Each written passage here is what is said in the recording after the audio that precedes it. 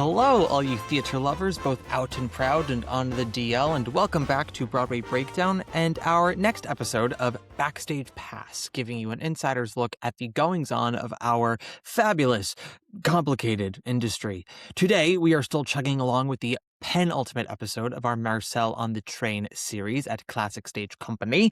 Written by Ethan Slater and Marshall Palet, the play tells the true story of Marcel Marceau before he became the world's most famous mime, when he was a young man in Nazi-occupied France helping guide Jewish children to safety during World War II. Today, we are talking to the multiple members of the Marcel creative team. The lighting designer, the costume designer, the sound designer, the movement consultant. It's a regular cornucopia of creativity. We are going to start with Lorenzo Pisoni, the movement consultant for Marcel on the Train. Lorenzo has been a physical movement consultant coordinator on such productions as Beetlejuice, Parade, and MJ. He's also been on Broadway in Equus and Noises Off. For this interview, we actually caught him while he was in Bristol working on the stage premiere of The Greatest Showman. So let's grab that pass from Isaiah and head to our chat with Lorenzo. Lorenzo, hello. Hi, how are you? Well, thank you. We're catching you in Bristol right now. That's very exciting. Yeah, no, it's great. I'm really lucky to be in London and away from all the snow. And yeah, I kind of actually, honestly, I miss it. If I'm honest, I don't miss the shoveling, but I do miss it. I do miss it. Yeah. Well, you miss it because you're far away from it right now. That's why. I do, but I do get my alerts on my phone. I'm like, ooh, more snow, more snow. Wow. Yeah. It's awesome. Well, I digress. Lorenzo, you are the movement consultant on Marcel on the Train, a Classic Stage Company. For the listeners who don't know exactly what that means, could you please explain a little bit what that means, what your contribution to the show is? Sure. Well, because the subject of, the Marcel Marceau, he was known as a mime later in his life. Of course, the story really takes place earlier in his life, but the idea in the script was to use some of his skills as a mime in order to further the story. And so I was brought in to help with that, with like, how does one do mimetics and mime in general, and how, are we going to be really close and verbatim, as it were, of Marceau's stuff, or are we going to kind of just use the genre to then tell the story in a different way? So that's what they leaned on me for, that sort of thing. So what is your history then with mime and with clowning then? Yeah, so my father, I kind of I do come from a circus family, and my father was a clown, a silent clown, for much of his career as a clown. Bill Irwin was kind of like my godfather, was in the room when I was born, and so I kind of couldn't help but kind of learn some of those skills by osmosis. And then, of course, I've taken some mime classes in my life, and I've worked with mimes and have done mime stuff. And so it's something that I felt very comfortable helping Ethan and Marshall with in the process. There's such a long tradition of mime, so I just wanted to make sure that our version of it was an adaptation, and not locked into the kind of more strict versions of it that do exist. So was Marcel Marceau a very strict version of mime then? Or what was it exactly that made him so renowned? Well, that is a fascinating question. I think it was of a time. I think he was quite a good showman, actually. I think he was very good at what he did, and he came to the States at this kind of very incredible moment in theater where he fell in at this moment where people were searching for something new. It was kind of like, I think it was right around the time of like the group theater was happening, like things were bubbling. And he came to New York City, and then that show transferred to Broadway, which was this kind of a amazing coup. It was like a 3-person thing, but it was all this stuff that he had been doing in France forever. But once that happened in New York, he just became known. And his type of mime, Bibbs was the archetypal mime in the American psyche. the You're right. striped shirt and the white and the black and, the jazz pants. Like that was mime, even though there was lots of people doing mime that wasn't that. But No. But he his just, aesthetic and what he does that's yeah, what we think of. Yeah. yeah, yeah. So did Ethan and Marshall seek you out for this? How did this show come about your path? I was minding my own business. I don't know what happened. I had worked with Ethan. Ethan and I both went to Vassar College. So I guess somehow he knew of me back then. This was pre SpongeBob. And then I was brought in to consult on a few things for SpongeBob. So we knew each other, and then the producers knew of me from some of the other shows that I'd worked on in my past, but I'd never met Marshall. And so this was, oh man, maybe this was 2-3 years ago. Anyway, I went in and just did like a couple days with Ethan and Marshall at Open Jar. This was before like kind of a backers audition sort of situation. And they had sent me this script and I had read it and I just thought, oh, it's just so pure. The play is pure. And it felt like here are two friends and they're making some art. And I just told them, I was like, yeah, I'll absolutely help you any way that I can. Mhm. I don't know if I'll be helpful, but I'm happy to do it. And it was very easy for me and Ethan to work together. He's obviously skilled physical performer, and he'd watched a lot of Marceau on YouTube because there is a lot. You can do a deep dive if you want. And so we just kind of talked about like, what is it? What are we doing? Butterflies was a real thing, and he wanted to like quote it, and so I helped him with that. But then there were other things that were just using the form to tell the story. We just talked about how to do that. What are the technical things about, like walking against the wind, and what is the actual way that you do that? Where the weight transfers and all that kind of thing. But then, how do you want to use it really in the play? How does it actually help, or does it get confusing if there are props, if there aren't props? So it was just kind of, I was throwing in my 2 cents, and they could use it or not. Was there ever not a mantra, but I can't really think of any other term, but like a mantra throughout that process to help you guys delineate between or differentiate between something that was appropriate for the story and the moment and what was just paying homage to Marcel Marceau? That's a interesting question. I think we definitely had conversations about, okay, so Marcel had this very specific style, and sometimes this may be like sacrilege, but sometimes it was like, that's really good, or that doesn't make any sense. Why is he Mm, doing that? And I'm sure there was some very deep kind of meaning to him, um, but it didn't translate to us now. And so I kept saying, well, in some ways it's not good.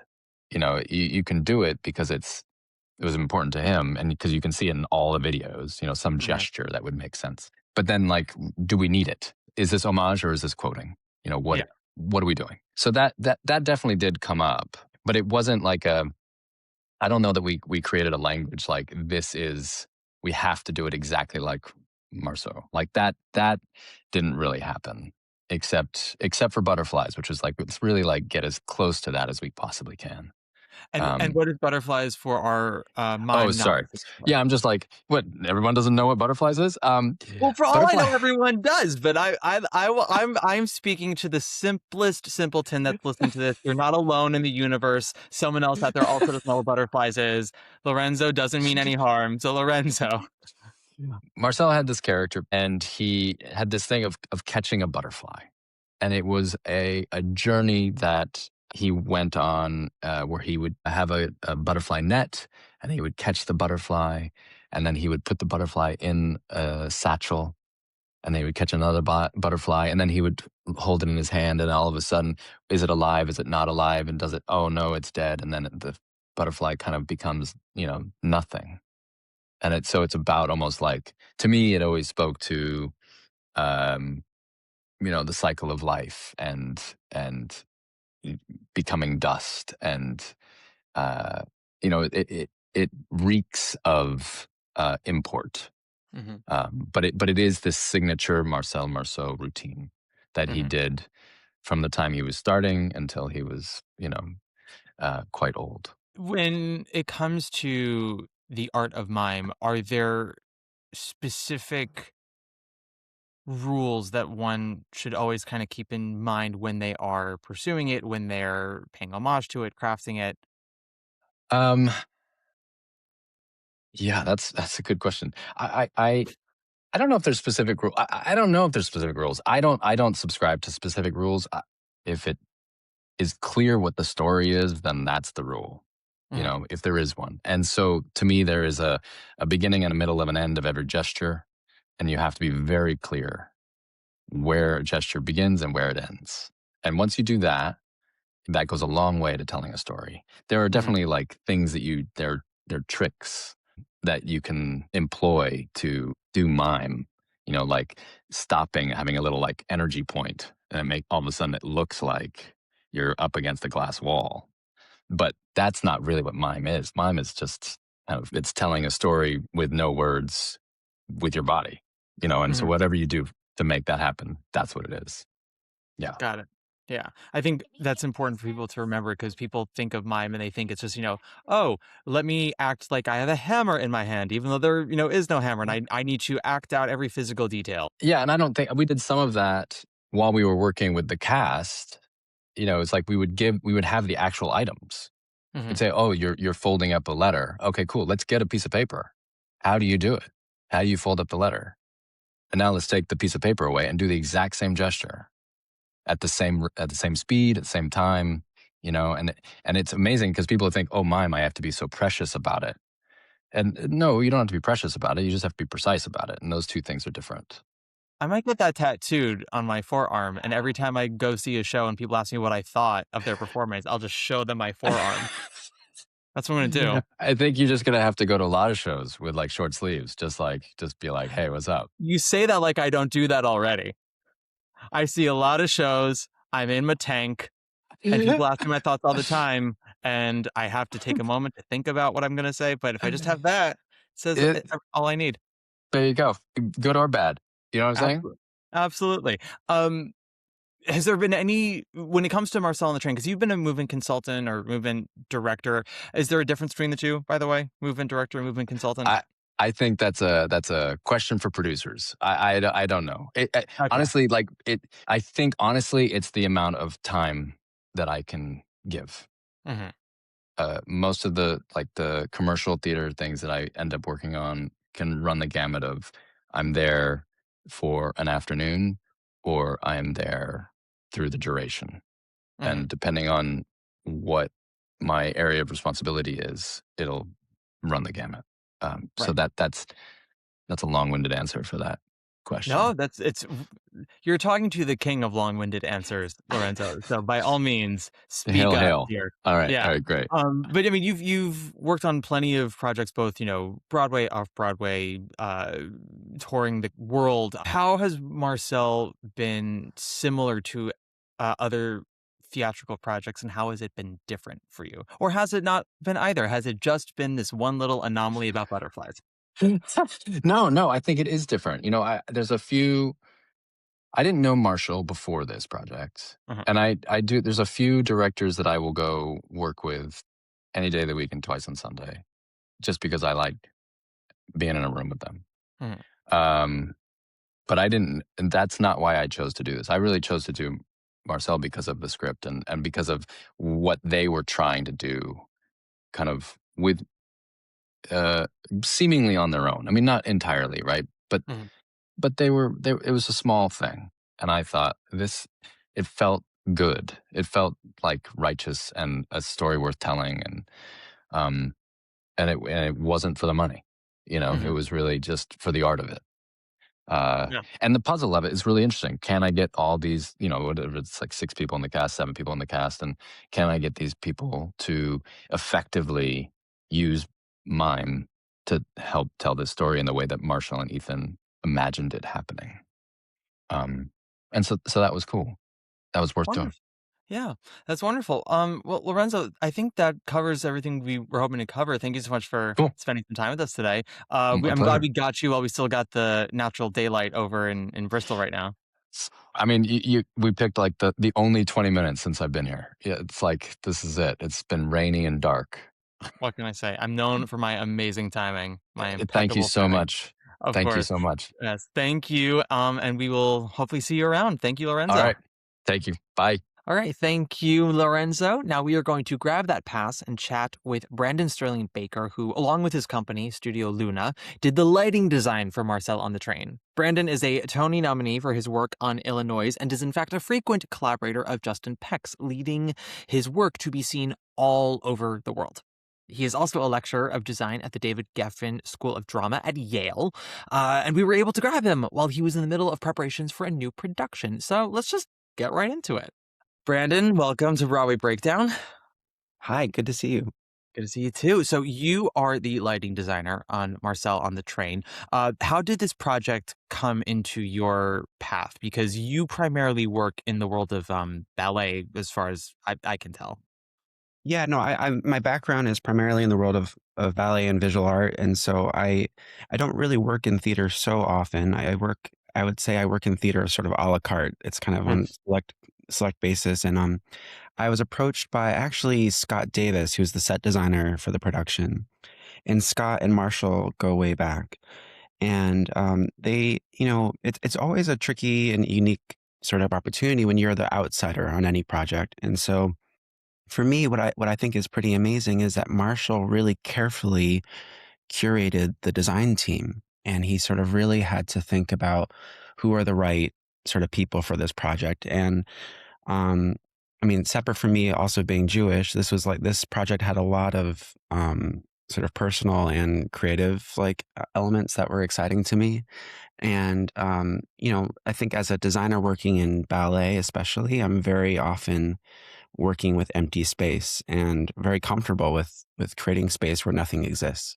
And with this play, it truly happens in sort of this dream logic. And so I think that's really why they hired me, why they called me to do this, is they wanted someone who could follow that sort of logic for a production like this. Were there what kind of conversations were being had amongst the production team with Marshall and the designers of sort of what they were going for the story, for the vibe, for the aesthetic? Yeah, I mean, like what's interesting when I get any script for anything I work on, it's always interesting the first pass when you read a script, how you sort of imagine it in your mind before you speak to the director.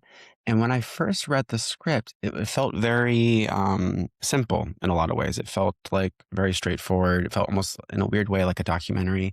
But then when I had my first meeting with Marshall, I was like, oh wow, he has a whole other thing going on with this production. And I realized that there was something much deeper going on in this production.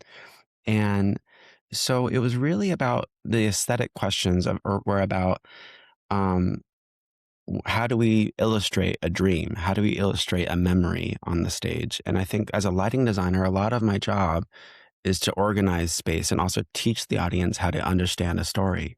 And so a lot of that weight is kind of thrown on me.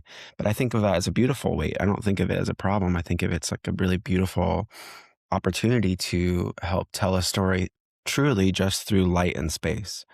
And I think that, it says a lot that, I think it speaks to Marshall and Ethan for being so open to bringing a designer like this into this type of production. How do you light a dream?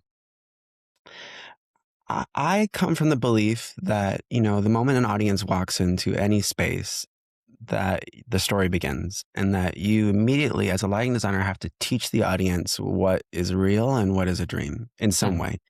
And so for me, the audience walks in this case at Classic Stage Company, and we see this sort of void with this like sort of beautiful wood sort of landscape, raw space. And it's all natural light. It's all colors that we experience in the real world, in our everyday life. And then the first time we ever experience an ounce of color is the first time we hear music. And so for me, when I listen to music, I listen for color. And the music teaches me a lot about the visual world. And so for me, it's an opportunity for me to explain to the audience that the color blue means dream. And that may sound very simple, but I promise you there's something subconsciously that any audience member can sort of grasp. And so when we sort of cut from the train to the memory space, it's a very distinct color logic. And it's just about color and space. Obviously, this brilliant cast takes it even further. But for me, as a lighting designer, I strongly believe that I'm a designer of frames. So I'm just there to frame these scenes, but in an extremely cinematic way, because the way that's been written by Marshall and Ethan is extremely cinematic. Everything rapidly snaps from one place to the next. And yes, that's in the writing, but it's also in the light. The light has to follow that rhythm. And so I'm very much a designer of frames, but also a designer of rhythm. How do you prepare lighting for a production that is constant movement? Do you light with it, against it? How does that work in your brain? You know what's interesting about that is the way I would light a ballet is really no different from the way I would light a play. And Oh. I think that that's a personal, every designer you speak to will have a different answer for this, but that's how I sort of believe in this. And the first thing I do is I spend a lot of time in the rehearsal room with the director, the cast, and, in this case, the playwright as well. And I'm studying the structure. I'm studying how the show is put together. And that's not technical. It's completely narrative. It's all like a narrative sort of logic. And so I learn a lot from a director by listening to them speak to their cast. And to me, when I hear a director speak to their cast, it tells me everything I need to know about how and why the light exists in that space. So it's really no different from when I'm lighting a ballet. I'm listening to the music score. I'm studying very carefully how a choreographer is working with a space. Is it a controlled space? Is it about a landscape, or is it more about the people? One of the first things I asked Marshall was, is this a play about the people or is it about the place? And I think that can say a lot about how we reveal each sort of destination on this train ride. And so in this case, it was about the people, obviously, but I also think that the space and the location had to be a little bit on our minds, but it wasn't like a literal translation of a butcher shop, a Vietnam camp, or a train station. It was more the people first and then the place second. There's a great deal of tension and suspense, I suppose, in this play. And I was wondering, sort of, is that something that you take into account? How does one light for suspense and for tension? How do you sort of set the frame for that? I come from the belief that tension is all about context, and that I think that the light I hope to create in any production I work on, is somewhat inspired by the real world. Even a fantasy, even a dream is somehow inspired by something maybe I've experienced, even if it's in cinema. It's something that I've experienced in real time. And I think that when it comes to the tension, I think it's about the people. And I think that the actors can provide that tension. There is such thing, of course, as visual tension, and that the light can help separate like the person from the place. But I think that the more real we can be with light, the more tension it can create. I have to tell you that the most thrilling thing on Marcel was working in the thrust. Mm. And for a lot of lighting designers, working in a thrust can be a nightmare because you have to light it for three different views, really. Okay. And I thought it was like heaven. It was so thrilling to be able to view the production and view every rehearsal from a different perspective. And what's so, I think, exciting about that is everyone in the audience gets a drastically different experience. And it has an extremely cinematic quality. It's almost like you're watching a conversation from behind someone's back, like over the shoulder. And I think there's something extremely thrilling about the opportunity as a lighting designer to design for every point of view. And that's a really unique experience. I didn't expect that, I think, in this production. Mm. I had seen a lot of rehearsals, like I said, but I didn't realize how moved I would be by like viewing the show from every possible corner in that space. And it says a Absolutely. lot also to Marshall. I think Marshall really carefully crafted a show that can be experienced and with such care from every point of view. When you got into the space and you started to sort of see how it was in real time, did that alter some of your plans for your design? Yeah, I mean, another thing that was really unexpected but thrilling is Marshall's very rhythmic in his transitions, and nearly every transition was synced up with light and sound, and in a way, choreography, the way he's sort of staged the production. And so I think there's like a rhythmic uh, punctuation to every single transition, and that was all from Marshall. I wasn't sort of in charge of the visual aspect of this, but Marshall very much had a strong say in the rhythm and the placement. So it was a Mm, really like unexpected collaboration in that way, but I think a great one. And every director and designer will work differently. Some designers feel very strongly they have to dictate when things happen. But to me, it's all a conversation. It's like I will create the images and I'm very happy to say, hey, where do you think this should actually take place? Like, because there's nothing precious about that. To me, it's just part of the back and forth. And Ethan too was the same way. If there was a light that could be focused in a more beautiful way or something that was more specific, he would adjust the staging to work best for the light.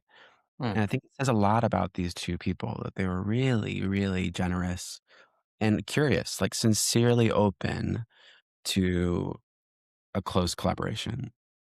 There's something in the real world, lighting is not symmetrical. There's always some imperfection in the light. And I think that that's a beautiful thing.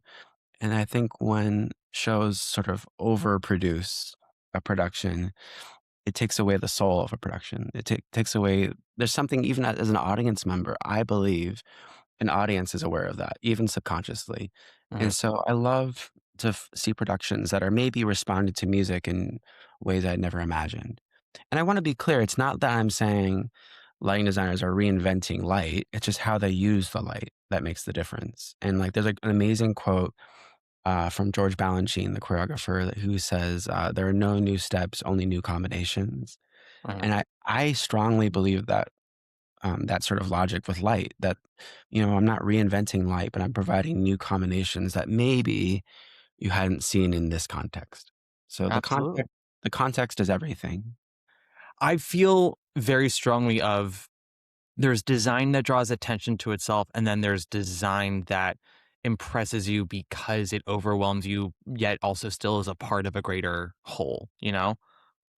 I'm glad you said that because I sort of believe in the second thing. Like I'm really not a designer who's interested in trying to draw attention to the light. Like Mhm. everything's inspired by the music. Like especially with Sufjan's music, his music's extraordinary and it's full of color. Mhm. So I learn a lot about the light through listening to the score. And like, and in the case of in the case of Marcel, it's not a musical, but it sort of structurally behaves like one in Mhm. the sense that it's very specific. And I feel like there's a similar logic in a weird way. I mean, obviously, Illinois and Marcel are very different shows, but I think there's a sensibility in the light that remains the same. And that's me. I can't deny like the way I sort of think. That's why people I think are hired for one project or the other. Yeah. But so that's why again, like that's why I was honored that Ethan and Marshall trusted me because I was like the outsider Mhm. on the project. So it's very special. And in some ways that can be a scary thing, but in this case it ended up being thrilling. Was it a bit of a learning experience as well? I mean, you're very established, but as you said, you haven't done much of theater like this before, both in a thrust and straight plays and whatnot. So was there anything that you learned from this experience? Oh yeah, constantly. I mean, the thing that I strongly the worst thing a designer can do is assume they have the answer. And I Mm, never ever assume I know how I'm going to light something. And so there is a total fear that comes in the prep and planning. I mean, I'm very confident in the work I do, but I would be lying to you if I said, "Oh, I knew that the light would work this exact way." But that's part of the beauty, that as designers, we design options. The way I like to phrase it, it's almost like creating and designing a musical instrument. Mm, You're designing the light so it has extreme range. It can become anything at a moment's notice, but can also be quite simple and still and have a beautiful, sort of quiet stillness. And I love light that can be both. That can be both very simple and elegant, but they can also provide like some sort of vibrant electricity. And so I think that, you know, having the ability to do both, like, and also working with a director and a playwright who are very trusting, like, that's what made me say yes. And mhm. so I'm very blessed that I'm in a place in my life where I can be really picky. And so, and I don't, you know, take anything for granted. And so yeah. So yes, scary, but thrilling. Well, I think that's the perfect combo. Excited and scared, as one musical theater writer once wrote. Well, Brandon, I hope we see more of you in the New York theater. Would you have any projects coming up that you care to sort of share with us that we can look out for? I work a lot with Justin Peck at the New York City Ballet. And so literally every season at New York City Ballet, you can see my work at Lincoln Center. I'm speaking to you today from Boston, where I'm the resident designer for the Boston Ballet. Hmm. And so we have we're doing a lot of work with these companies, but Sufjan Stevens, Justin Peck, and I do a lot of ballets together. And so if you look at the New York City Ballet website, you can see a lot of our works are constantly in rep. There's one specifically called Everywhere We Go. That's a Sufjan Stevens, Justin Peck ballet that was from 2014 that's still running. And Mhm. I think a lot of people don't know this about the world of ballet is that, ballets don't really close. They kind of are constantly in rep if they're successful. And Mhm. so it's very exciting that, you can see my work. I mean, it's now been almost over 10 years now. It has been over 10 years that you can see my work now. And so it's a beautiful sort of thing to have a constant collection of works always around. And so I hope people can come to the ballet. And yes, I have some stuff in the theater coming soon, but you'll hear about it soon, I promise. Fantastic. Well, we're very excited to hear about that. And yes, I definitely encourage anyone to go to the New York City Ballet if they can. I do enjoy my ballet. Well, thank you so much, Brandon. We're going to let you get back to your very busy schedule, and we really appreciate you talking with us today. Yeah, you too.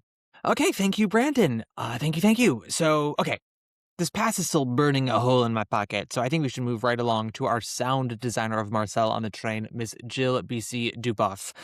Jill is a Drama Desk nominee, and her work has been heard on Broadway in such productions like the Tony-nominated plays Hand to God and Mother Play, as well as Manhattan Theater Club's Summer 1976. Like Brandon Stirling Baker, she is also a lecturer of design at the David Geffen School of Drama at Yale, and is in fact the head of sound design concentration there. We were able to catch her while she was at the Guthrie working on her latest production, so let's get right into it. Jill, welcome to Broadway Breakdown. Thank you. I'm so happy to be here. Lovely to have you. So you are the sound designer for Marcel on the Train. For the people who don't really know what that means, would you be willing to share a little bit of a breakdown on what sound designers do? Yes, I would be so happy to. All right. So the role of the sound designer is vast in that you are not only the person who finds or creates all of the music and the sound effects, but you're also the person who decides what the sound system is. So when you go into a space, most spaces are totally empty. So then you decide based on the set design and where, in conjunction with lights, because there's only so much space in every theater, where all of the speakers go and, and what kind of speakers and how they sound. And so for musicals, that's, the primary role. And then for plays, there's also the addition of finding or creating sound effects and music.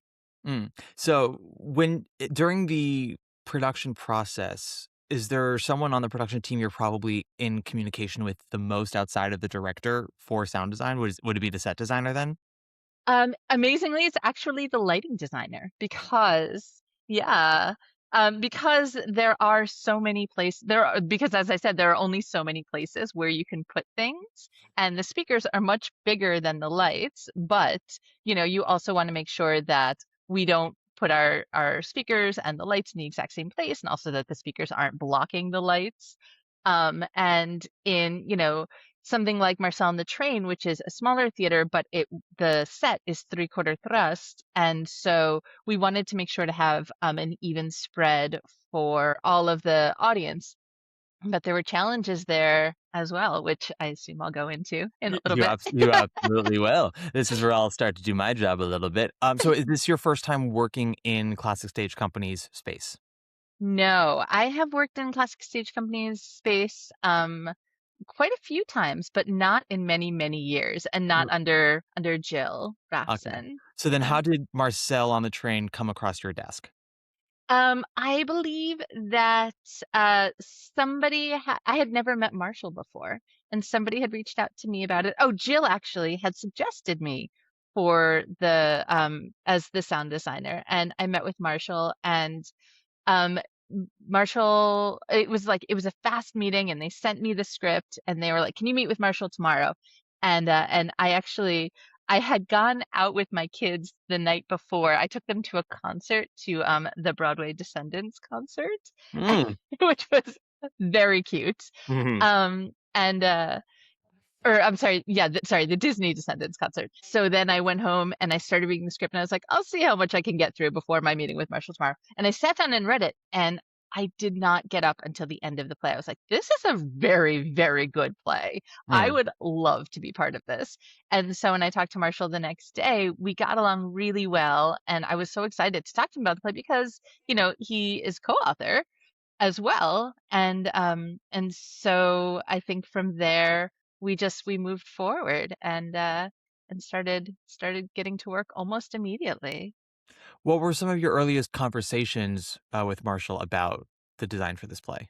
The characters are obviously on the train most Mhm. of the time, and so it was really about there was a lot about the train, and there was a lot about perspective.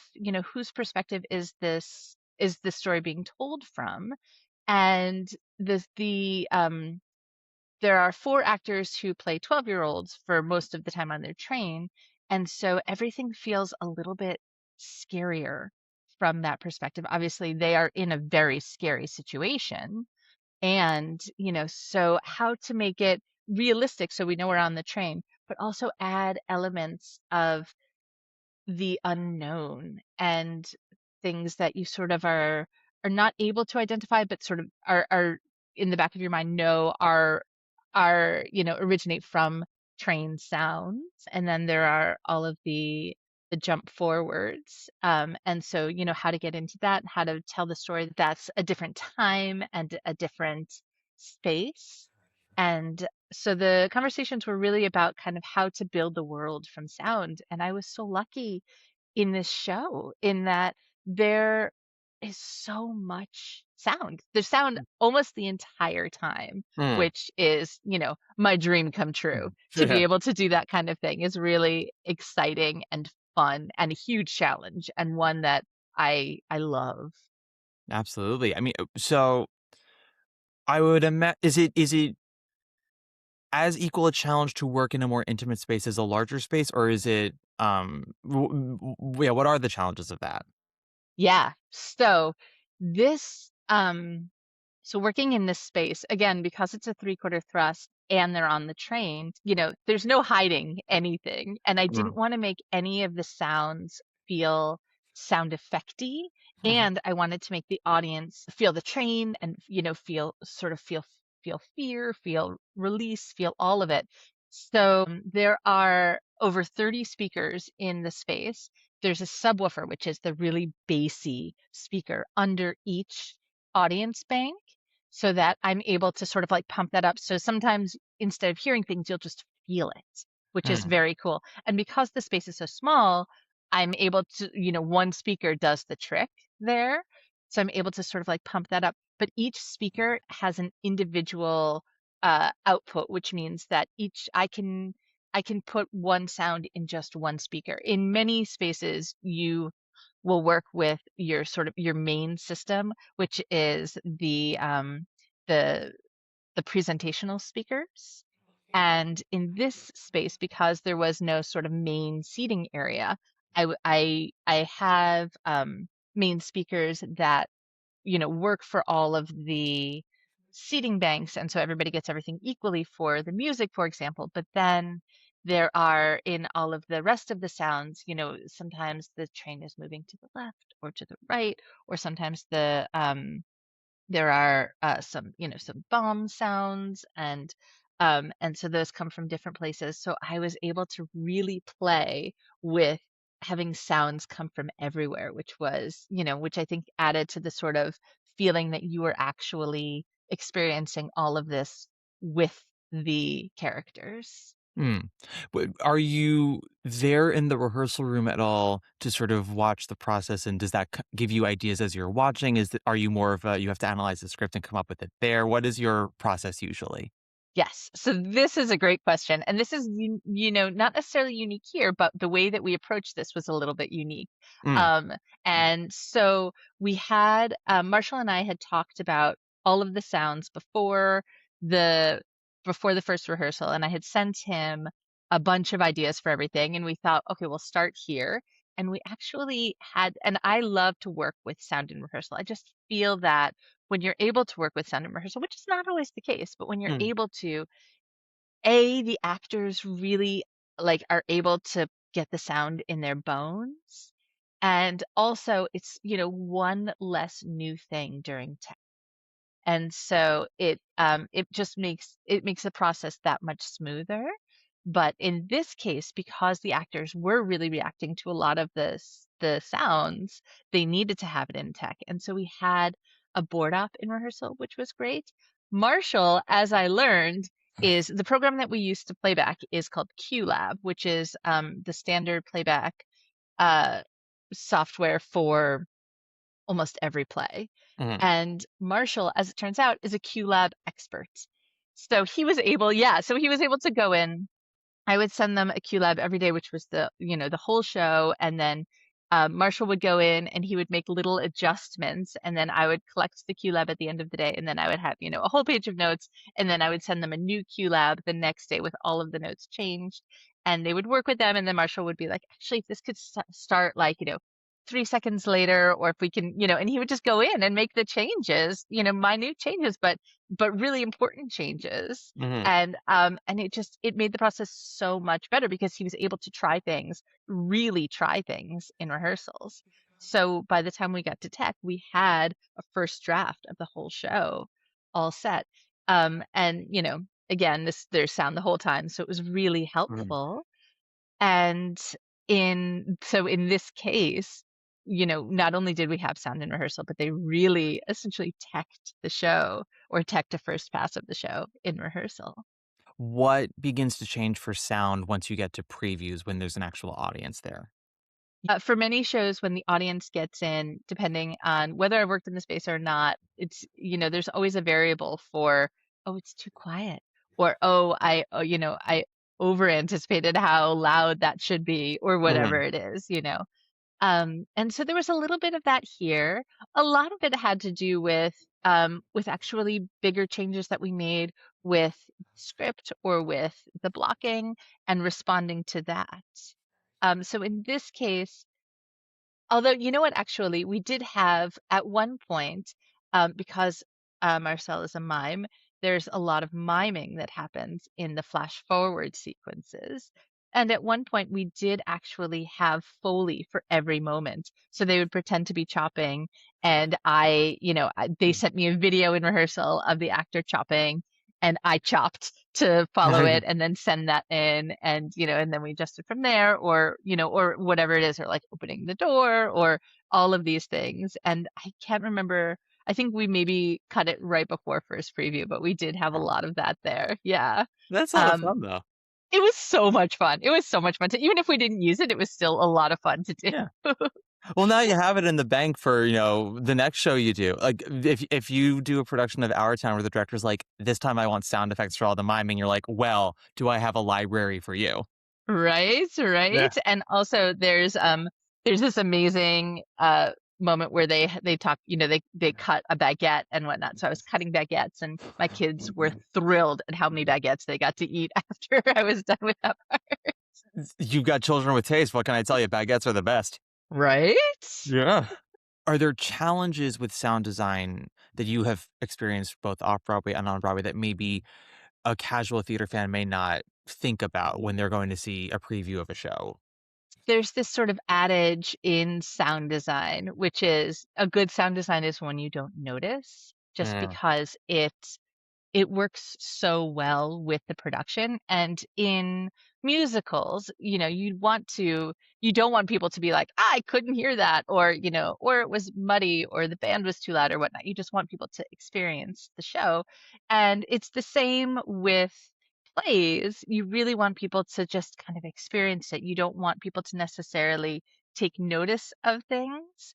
And so I think that is always a challenge, to make sure that you are woven into the fabric of the show.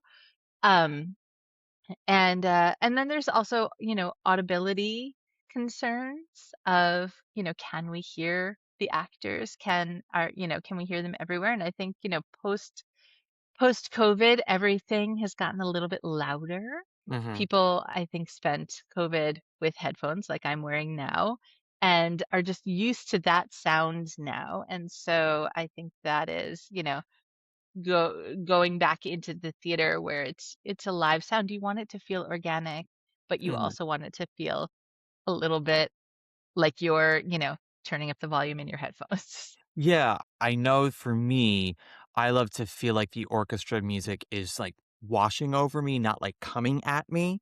And I know that's very hard because first of all, every theater is built differently. So acoustically, you don't know, band size is different, but that's always something that I've wondered, like how to figure out how to make it feel like the music is sort of just washing in all around you and not just like either like daggering at you or it feels like it's like a million miles away. Yes, yes, it's so true. I am the type of sound designer, and I know I'm not unique in this, but I design to emotion Mm-hmm. versus script.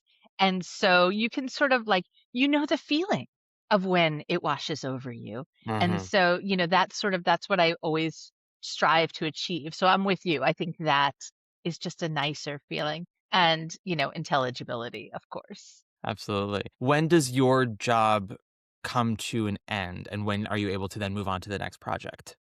That's also such a great question. It's a question that people ask all the time. They're like, Mm. so you don't have to be there for all the performances?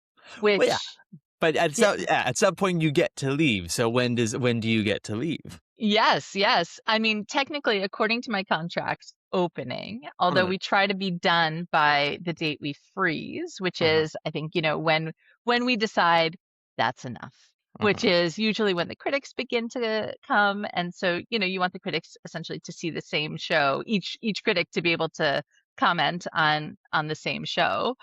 So you don't want to make too many changes. So you Uh-huh. decide what date you freeze, and it's usually about a week before opening, or like 4 or 5 days before opening. But you know, are we ever done? Are there? I still. It's funny. I'm there in tech hours and hours and hours, and then previews. We still have rehearsal during the day, and then a preview at night. So you get to see. It's the instant gratification of seeing the changes you've made and seeing how the audience reacts to them. Um, and uh, and then you freeze the show, and then you go away for 4 or 5 days or a week, and then you come back for opening. And I always come back from opening for opening, and I'm like, oh, I forgot to do that one note, or like, oh, now after some time and space, I wish I had changed this one thing. And so there are always those notes. So are you ever done? No, but at some point you just have to walk away. Exactly. At some point the show just opens and you move on. Yes. Yeah. There was actually one other, back to your earlier question Mhm. about, sort of challenges for the show. There is the fart moment for people who haven't seen the show. You have seen the show? I have not. I'm Oh, hoping by the time this comes out, I will have. We're trying to get me. I mean, I don't know if you know this, Jill. Show is super sold out, and oh yeah, oh yeah, oh yeah, like from the jump. And so, because of the timing of this record of all the recordings, we were not able to get me in during your previews and whatnot, but there's a fart moment, you say.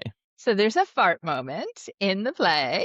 And so that, it's a play about the Holocaust. And so you don't expect a fart moment in the play. And there is. And so picking the fart was something, my kids who are, sort of kind of understand what I do. They come to all of my previews and whatnot. But I was working one day and they were home. It was a Saturday, and I was like, y'all, can you help me? I get to pick a fart. And they're like, what? This is our specialty. My kids are 8 and 10. And they're like, this is what we do. We would love to pick a fart. So they helped me narrow down like our top 3 fart choices. But then, seeing how the audience reacted to the fart, which again, unexpected. We did go through quite a few farts in the show, which is, I think, a surprising a surprising moment in this process. I feel like fart design is one of those things that no one expects to do, but it's like a rite of passage. Well, a fart design and like an important Holocaust story, and you got both in one show. So there you go. You're done. You made it to the top of the hill. Yeah. All right. When I come back from the guthrie, no more. Exactly. It's all lateral from here. I get a huge break.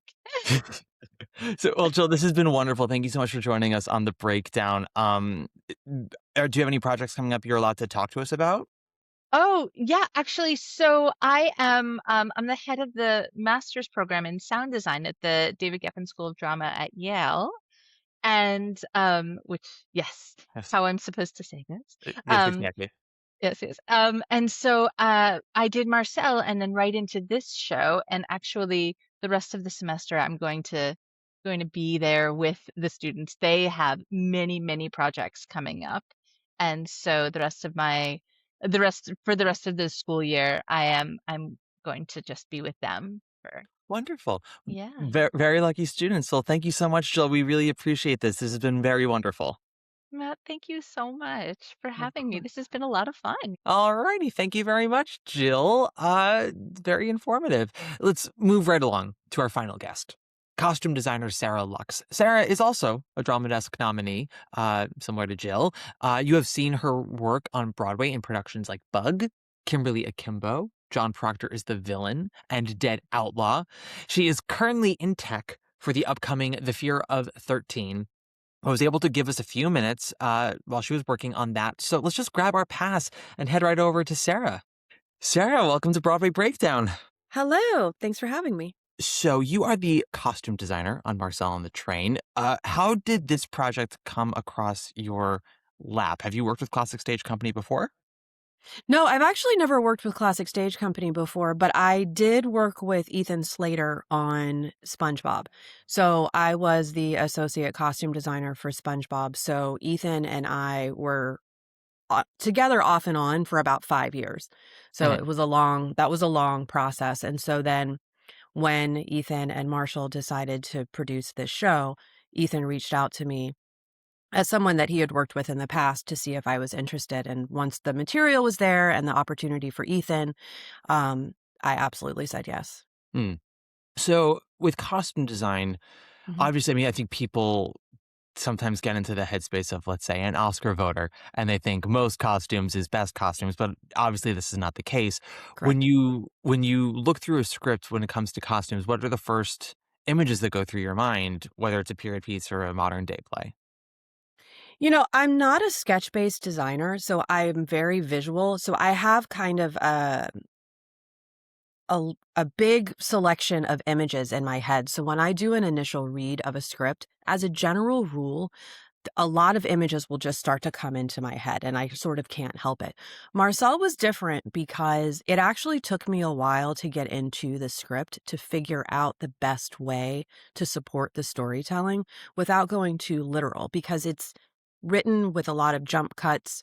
There's a lot of stuff that happens within a scene. There's time jumps. There's all of these other things. And so it took a while for me to be able to winnow the design down to something that could both be manipulated pretty easily by the actors alone, fall within the budgetary restrictions, and actually be something that I was able to produce with the amount of labor help that I had. So then for something like this where you do have to jump around a lot in time, uh, how do you kind of create center for each character? So that way, like, even if we jump through time, we have an image that roots us in character, but also can be flexible for each time period that they now have to jump into.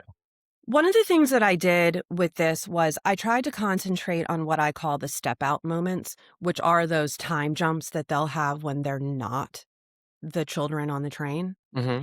so that I could design myself into the reveal to a certain extent. And so the characterization of the children is there's a lot in there that vibes with the thing that they become later when they're adults. So it was about, it was really devised. I mean, it was one of those things where I went in, I had a base idea, threw things into rehearsal, they worked with it, and then we would just see what stuck as a general rule, Mm-hmm. So it was like, for Berthe, like she's got that like sort of anger and all of that. Like she's sort of got like a little bit of like a 90s rage, but we end in the 70s with her, and the 70s and the 90s are so connected together. So it's like there's so many things that you can do that that nod to contemporary culture and now, but also rooting it back in 1945, Mm-hmm. So it's a delicate balance.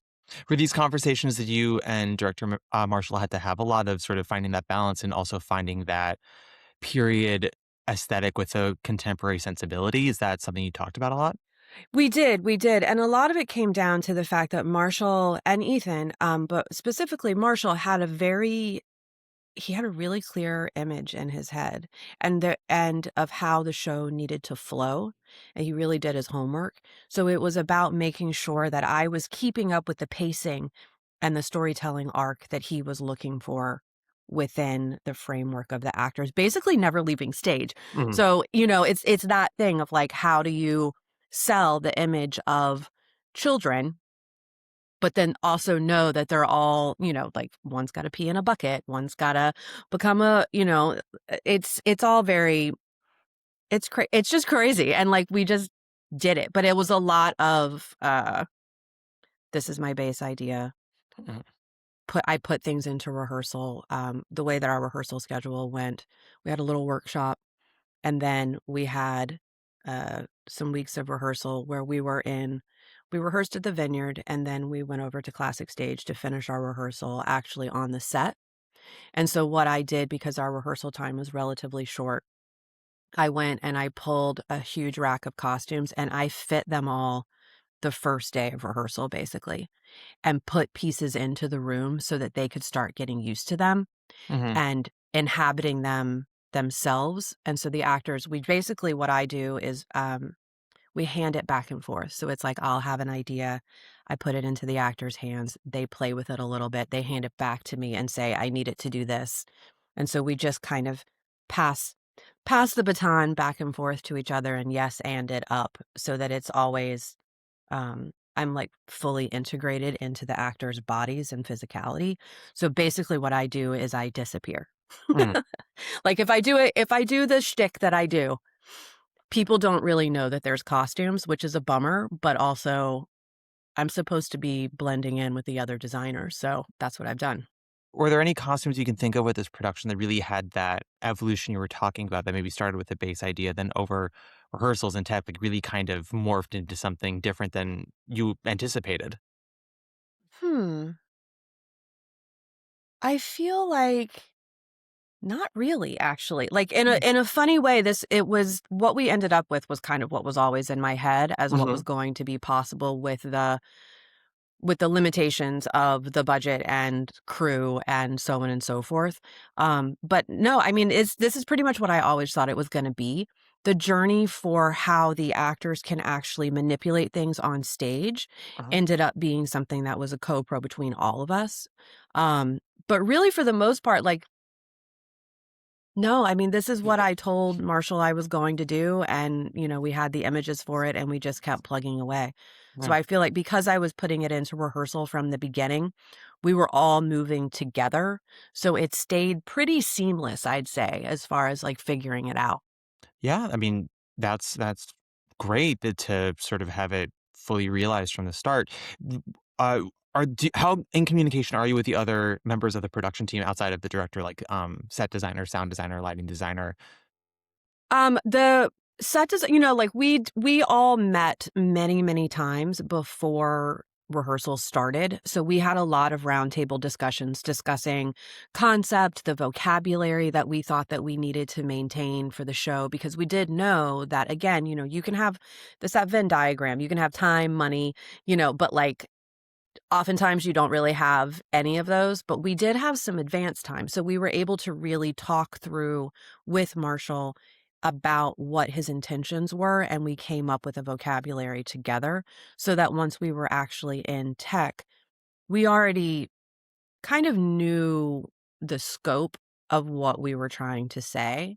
Hmm. But I would say for the most part, um, the set designer, it's hard because their stuff is due so early.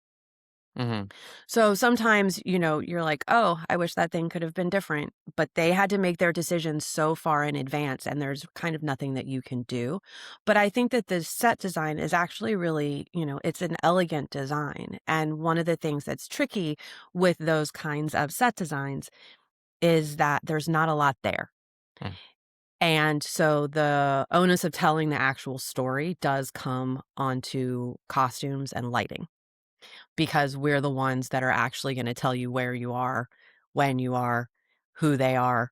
We fill the framework. And so I tend to do a lot of sitting with the lighting designer, because if I know, like once I saw what Brandon was doing, I was like, oh, okay, great. So then this palette does want to stay really, really tight. It does want to be very almost simple, but simple is actually the hardest thing to do. It's really easy just to keep adding stuff. It's Hmm. very difficult to winnow it down to just the essence. And so I had to trust, and I did trust as I watched it all starting to happen in tech. I had to trust that Brandon, our lighting designer, was going to give me the juice to kind of legitimize these ideas, because we needed those washes of color. We needed that emotion that he could bring to it, to really round out what the actors were doing and what I was doing, because it's like everything needed to stay simple, for lack of a better way to say it. But then the lighting really just brings it all together. So I spend a lot of time with lighting Hmm. more than anything, because it's like I'm looking with LED lights. It's different than the incandescent lights that we used to do. I had to learn how to do it for those kinds of lights. Um, so I try to provide texture and depth and things like that to give the light something to do when it hits the costumes. And then we can really play from there. Do different kind of lights play off of costumes differently from each other? Yeah, they do. Fascinating. How, They do. can you give me any examples or sort Sure. of? Well, like, like if you look at, just like even like your personal self, like if you're sitting in front of a regular light bulb, not like an LED light bulb, but a regular incandescent light bulb, it has a softer light. The light, we don't use those anymore because they get hot and like all that other stuff. But the light and like sort of the value of the light is more watercolory. And the LED lights have a much more aggressive feel to them, and they tend to flatten texture. They tend to they can really change the color of your costumes now. So there's a lot of like negotiation and kind of like fighting back that will happen, where you're like, I know that they're going to hit me with amber light right now. I know that it's going to be really hard. I have to make sure that what they hit is actually has enough heart to be able to still look like something once they hit it with this blast of light. So it's a very delicate balance that I think a lot of people don't really notice that we in costumes are doing. But you have to sort of watch how the light hits it and then be like, oh, so it's, like, corduroy looks like leather sometimes. Leather looks like crap. Like, it's like there's really, there's so many things that are like within the sort of formula for how to make it happen. Wow. Listen, I'm Mhm. a theater nerd. I've known a lot about theater my whole life. I did not know that, so I'm learning something here this morning. This is awesome. As a general rule, the way that I design is I make closets for everybody. So there is a design and it's generally quite tight. My palette is really tight.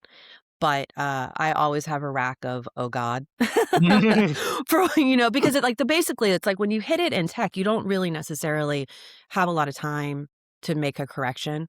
And so what I like to do is when I'm having fittings with my actors, I fit them in a world of stuff so that they're complicit. So when I come at them with the thing that's totally different, they've had it on in a fitting before. They understand what they look like. They understand how they can move through space in it. And I'm not just handing them this thing that they suddenly have to inhabit in front of everybody in a relatively stressful situation. So usually I've got a backup plan Mhm. already and that I can put into the mix because I'll have started to watch as we're teching along. I'll start to see, oh, that thing that I thought was going to work may not work.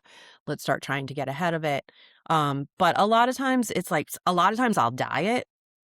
I was a crafts person. I did all the jobs. So on these Off-Broadway shows, I am my own wife. So I'll do my own alterations and Mhm. my own dye work and things. So yeah, so sometimes it just gets dumped in dye and sometimes it's a whole new thing. I also have an extensive stock. So a lot of times it'll also be me going back to my storage unit and seeing what else there is there just to keep the conversation moving. Absolutely. Um, were there any conversations you had with Ethan on his costume for Marcel, Absolutely. especially as somebody who's a real historical figure with a very memorable image? Mhm. What were some of those conversations about the Marcel costume like? Well, a lot of it is I wanted to make sure that I kept the spirit of Marcel, but also create the space for Ethan to do his own version. Like, we're not trying, and especially and it's something that we discovered during the rehearsal process that it was kind of like, oh, we're not doing Bip. We're doing Ethan's version of Bip. Mhm. So I'm leaning into Ethan's physicality. I always wanted, and I'm so happy that it worked out the way that it did. I went to rehearsal and I saw Ethan rehearsing his big moment at the end, and he was just wearing his own clothes. And he had on a t-shirt. And all of a sudden I was like, oh my God, that's so punk rock and so perfect. And so it shows his physique perfectly, but we also wanted to make sure that he didn't feel too buff Mhm. because Marcel was a very slim man. And also, we're telling the story that he's in the war, so on and so forth. So it was about knowing that because I know Ethan and I know what his body can do, it was an immediate, we're making these trousers because Ethan has never met a pair of trousers that he doesn't try to explode out of. And so we made the trousers so that Mhm. we knew that no matter what, he had exactly what he needed. And then it was really just about finding the different elements that gave us access to his body. Always having access to his actual body was very important to me. And so that was most of the conversation was just again, I found these trousers at Costume Collection. I found a suit actually at Costume Collection that he walked right into. And then I realized immediately I needed to have the trousers made. Mhm. So we made the trousers based on this vintage pair that I found, and then just sort of went from there, and then getting him down to that T-shirt, which is my T-shirt. Mhm. Um, it's a very expensive T-shirt that looks like a sad T-shirt. We got him down to the T-shirt and the trousers at the end, and that made me feel really, really happy because it felt 70s. It also felt raw. It also felt like Ethan. So I just wanted to give him maximum capacity to be able to just move because that's what he needs. You know what I mean? It's like what he's wearing almost doesn't matter in the end. It's having access for him to fully inhabit everything and make his body do all the things that we need it to do. And it was really fun working with Charlotte to do that makeup element, because that's a massive interdepartmental situation, because it's living in his back pocket.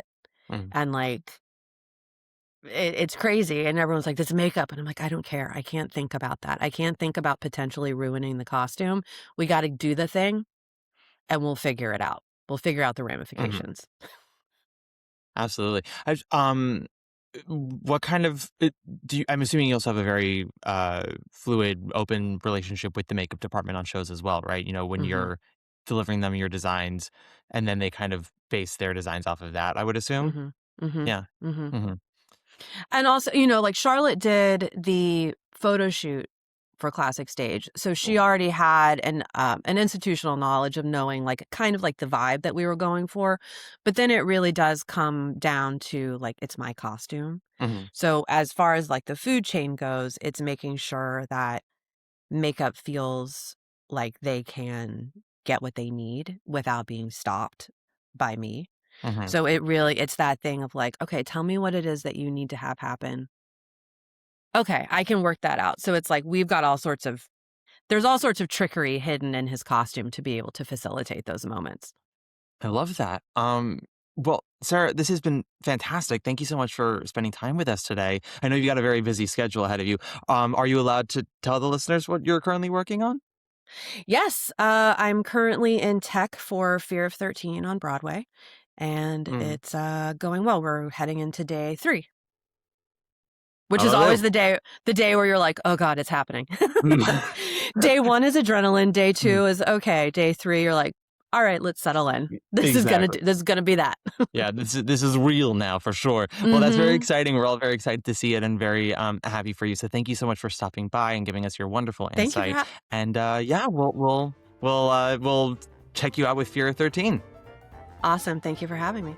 All right, that's going to do it for this episode of Backstage Pass. I want to thank Lorenzo, Brandon, Jill, and Sarah for their time and wealth of knowledge. I want to thank you all for your listenership, and I want to thank Isaiah for getting this hotly coveted Backstage Pass today. Tune in for our final episode because Elaine, no, not that Elaine, a different Elaine. You wouldn't know this Elaine, she's bi-coastal. Elaine got us a Backstage Pass to meet back up again with producers Mitch Maroy and Maxwell Beer. We got to hang in her office the week after opening night of Marcel on the Train, and we chatted about how this process has gone for them, the things they've learned. We talk about the reviews for Marcel on the Train and where Marcel goes from here. A resounding ending to a delightful series, I must say. So stay on your toes, and I will get you all backstage with me. Thank you, guys.